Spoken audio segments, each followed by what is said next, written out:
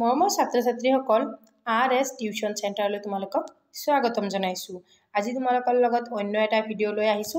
এই ভিডিঅ'টোত আমি তোমালোকক লিখি দিম যে অসমীয়া কমন ৰচনা 2026 HSLC তোমালোকে ক্লাছ 9 ৰ কাৰণে একেটা ৰচনা ইম্পৰ্টেন্ট আৰু 10মান শ্ৰেণীৰ কাৰণে একেবাৰে 100% মানে কমন বুলিও কলেও ভুল নহব। গতিকে যোৱা ভিডিঅ'সমূহত আমি এবোৰ আলোচনা কৰিছো। যোৱা ভিডিঅ'বোৰত আমি একফালৰ পৰা 1 2 3 এই তিনিটা ৰচনা মই তোমালোকক লিখি দিছো। তোমালোকে ভিডিঅ' যদি চোৱা নাই প্লেলিষ্টত গৈ চাই লবা। আজি তোমালোকক মই দিবলৈ লৈছো পৰিৱেশ প্ৰদূষণ আৰু ইয়াৰ প্ৰতিকাৰ। এটা ইম্পৰ্টেন্ট এটা ৰচনা। এইটো ৰচনা এবাৰ পৰীক্ষাত আহাৰ ভালেখিনি চান্স আছে। গতিকে তোমালোকে ধুনীয়াকৈ এইটো ৰচনা আহিলে পইণ্ট আউট কৰি লিখিবা। গতিকে ৰচনা লিখোতে সদায় আমি কি কৰিব লাগে? পইণ্ট কৰিব লাগে। কিমান নম্বৰ থাকিব আমাক HSLC 8 নহলে 8 নম্বৰ নহলে 6 নম্বৰ থাকিব, হয়নে নহয়? যদি 8 থাকে তথাপিও তুমি 4টা পইণ্ট লিখিবা, আকৌ 6 থাকিলেও 4টা পইণ্ট লিখিবা যাতে তোমাৰ নম্বৰ কাট না যায়।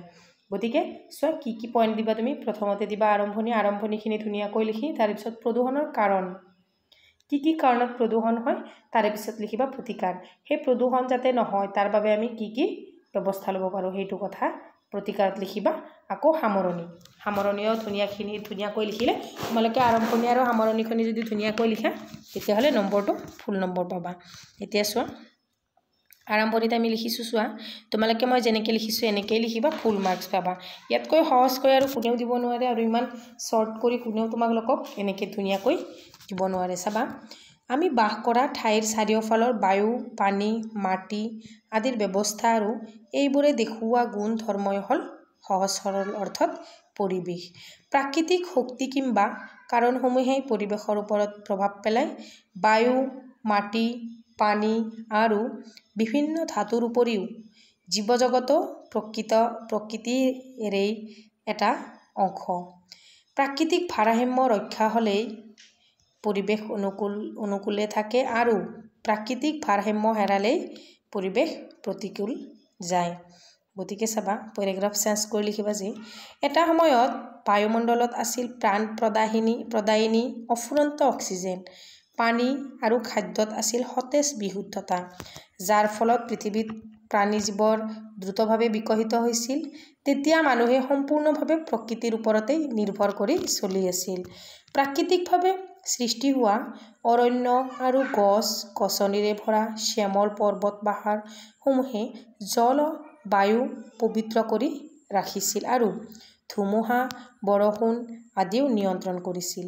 যিহেতু জীৱজগত আৰু উদ্ভিদ জগত পৰস্পৰে পৰিপূৰক, অৰণ্যৰ গছ-গছনিয়ে জীৱৰ প্ৰভূত ক্ষতিকাৰক কাৰ্বন ডাই অক্সাইড বায়ুমণ্ডলৰ পৰা শুহি লয় আৰু জীৱনদায়িনী অক্সিজেন এৰি দিয়ে। কিন্তু মানুহে অত্যাৱশ্যকীয় প্ৰয়োজনত অক্সিজেন পৰিশোধন ৰূপকাৰস্বৰূপ অৰণ্যভূমি ধ্বংস কৰি প্ৰকাৰান্তৰে নিজেই নিজৰ সমাধিক্ষেত্ৰ ৰচনা কৰিছে।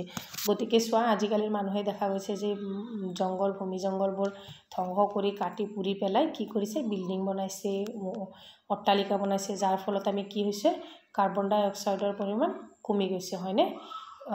অক্সিজেনৰ পৰিমাণ কমি গৈছে। গতিকে আমি গছ-গছনিয়ে অক্সিজেন দিয়ে, যাৰ ফলত আমি উশাহ নিশাহ লোৱাত কষ্ট নাপাওঁ। যদি গছ-গছনিয়ে নোহোৱা হয় তেতিয়াহ'লে মৰুভূমিৰ সৃষ্টি হৈ যাব। গতিকে আমি যিমান পাৰোঁ গছ-গছনি ৰোপণ কৰিব লাগে। তোমালোকে এইটো সদায় মনত ৰাখিবা। প্ৰদূষণৰ কাৰণ। এই সময়ত কৃত্ৰিম উপায় অৱলম্বন নকৰাকৈ কৃষি উদ্যোগাদিৰ বাবে মাটিৰ উৰ্বৰা হৈ আছিল। পিছে ক্ৰমাগতভাৱে প্ৰকৃতিৰ ওপৰত মানুহে কৰা ধ্বংসাত্মক কাৰ্যৰ বাবে প্ৰাকৃতিক ভাৰসাম্য হেৰুৱাইছে আৰু আমাৰ পৰিৱেশ প্ৰতিকূল হৈ পৰিছে। দৰাচলতে প্ৰাচীন পৃথিৱীৰ জুইৰ আৱিষ্কাৰৰ সময়ৰে পৰা প্ৰাণধাত্ৰী অক্সিজেনৰ ধ্বংসলীলাৰ সূচনা হয়।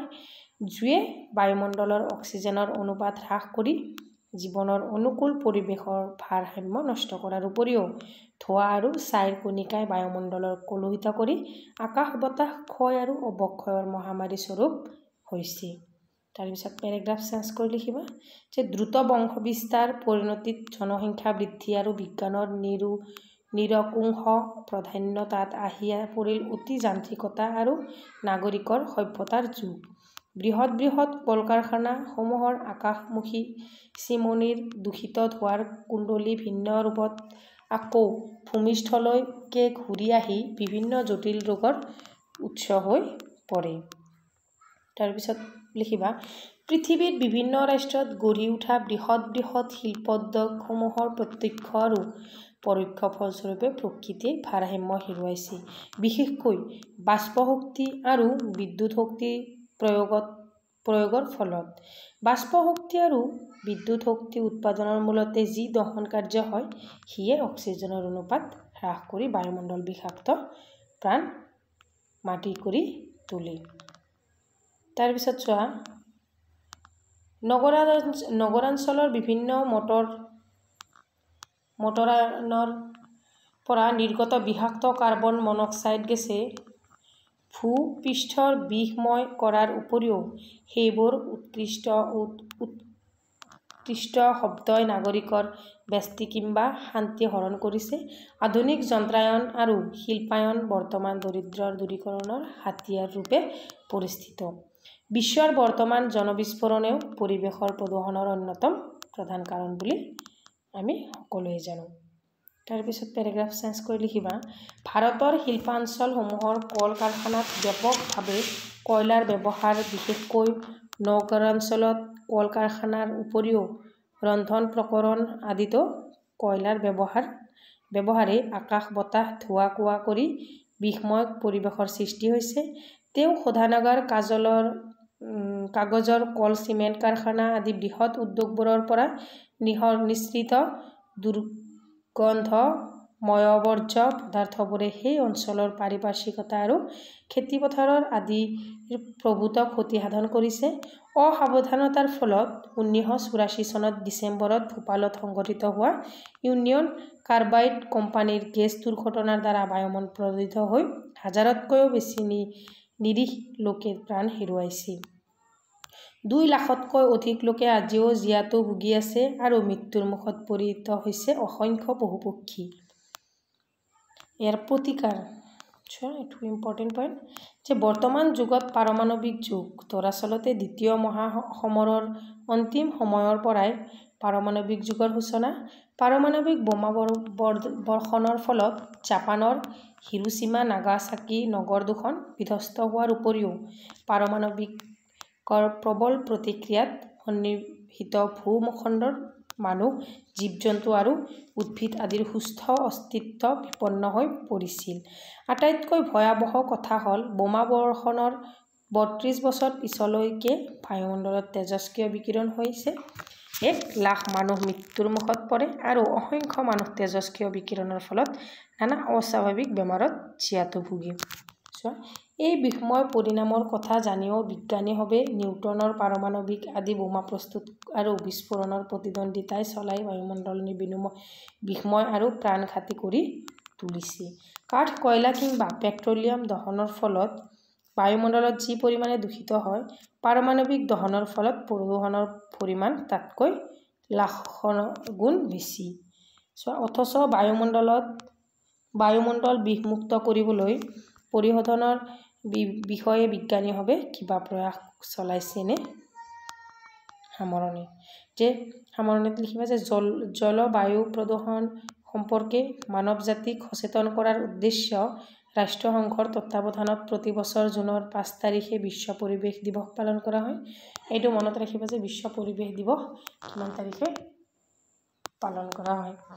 এতিয়া আৰু জলবায়ু প্ৰদূষণ নহয়, অতীব প্ৰয়োজনীয় জলবায়ুৰ বিশুদ্ধীকৰণ, অৰণ্য ধ্বংস নহয়, প্ৰত্যেকৰে কৰ্তব্য সমৰ্থন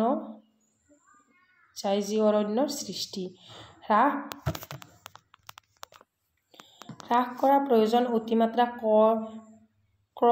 কয়লাৰ ব্যৱহাৰ আৰু বিশেষভাৱে প্ৰয়োজন জনবিস্ফোৰণ ৰোধত বাধা প্ৰদান, পুৰণি মটৰ মানবোৰ সঘনাই পৰীক্ষা কৰাৰ আৱশ্যক, যাৰ পৰা নিঃসৃত হয় মাৰাত্মক বিষাক্ত কাৰ্বন ডাই মনক্সাইড।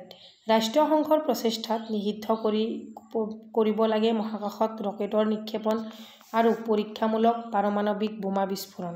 অন্যথা এদিন হয়তো আমাৰ প্ৰিয় গ্ৰহ পৃথিৱীৰ পৰা জীৱ আৰু উদ্ভিদ জগত নিশ্চিত হৈ যাব। সেয়েহে বিশ্বৰ প্ৰতি সচেতন ব্যক্তিয়ে পৰিৱেশ প্ৰদূষণৰ ভয়াৱহতা সম্পৰ্কে সময় থাকোঁতেই সজাগ হৈ হ'বলৈ প্ৰচেষ্টা হাতত ল'লেহে নতুন পুৰুষৰ বাবে আটাইতকৈ মূল্যৱান পৰিৱেশ নামৰ সম্পদ এবিধ এৰি থৈ যাব পৰা হ'ব। নহ'লে উত্তৰ পুৰুষ পাব এক ভয়াৱহ অভিশাপ।